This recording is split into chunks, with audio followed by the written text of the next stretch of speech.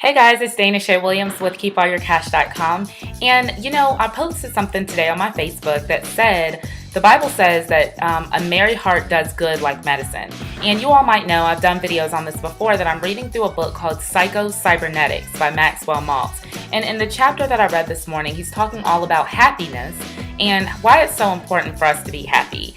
And so many times we look at our life circumstances and we think, Dana, you just don't understand. I'm going through this, I'm going through that. I would be happy if, right? And I've done that too. I've said things like, oh, if my marriage was better, I would be happy. Oh, if my kids would stop acting crazy, I would be happy. Oh, if I had more money, I would be happy. Then the marriage gets better, the kids stop acting crazy, we get more money, and then I find something else.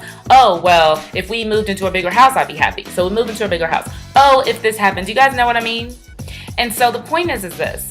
Being happy is just simply a choice. The word be is a state of being. It's something that you can choose at any time to do. And, think about how easy it is when you wake up in the morning. You have a choice. You see, your circumstances do not have to determine how you act. Now, you have a responsibility to respond to those circumstances in a certain way. Why not choose to be happy? And so I'm going to read something that Maxwell says out of this book, okay? Sorry about that. All right, so he says here, this is so good because you guys understand that there have been so many different scientists who have done research that have actually traced diseases back to being unhappy and being ungrateful and unforgiveness and all these sorts of things, okay? So listen to what he said. He's talking about a doctor, Dr. Schindler has said that unhappiness is the sole cause of all psychosomatic ills and that happiness is the only cure. The very word disease means a state of unhappiness, dis-ease. Think about that. That's good. Disease. A recent survey showed that by and large, optimistic, cheerful businessmen who looked on the bright side of things were more successful than pessimistic businessmen. So many people say to you, be good and you will be happy. I would be happy, we say to ourselves, if I could be successful and healthy. Be kind and loving to other people and you will be happy, is what they tell us. But it might be nearer the truth if we simply said, be happy and you will be good, more successful, healthier, feel and act more charitable to others.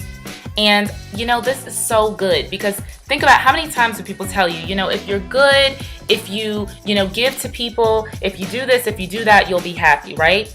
But what they're missing is that happiness isn't dependent on your doing. Happiness is not dependent on your circumstances. Happiness is simply a decision that you can make. And so this morning I said, you know what? This is so good. And I'm going to start practicing this every day when I wake up. Every day when I wake up, I'm just going to simply be happy. Why not? Why do I have to respond to my life circumstances? And my life is good. I'm not trying to say that, I have a whole bunch of issues going on right now. Now, it could be different tomorrow. We don't know. But for right now, things are pretty good. But even still, that shouldn't determine your happiness just because things are going well in your life. And so, of course, I was challenged on this because, whenever you make a decision to change, you're always going to be challenged on it. Think about, if you're in school and you learn new information, your teacher gives you a test. Well, that's how life works. You learn something new and here comes the trial. So this morning, someone tried to mess with my happiness. And I said, you know what? No, I'm going to still be happy. It doesn't matter. It doesn't matter what people do or what people say, what people think. You have to determine in your heart of hearts that no matter what, you are in control of how you respond.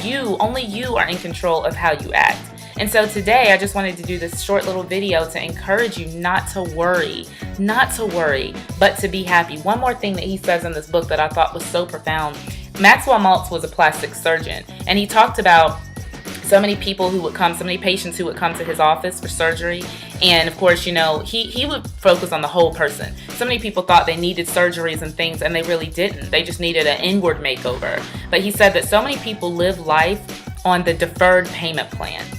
What is that? They say, well, tomorrow, right, when such and such happens, I'm going to be happy.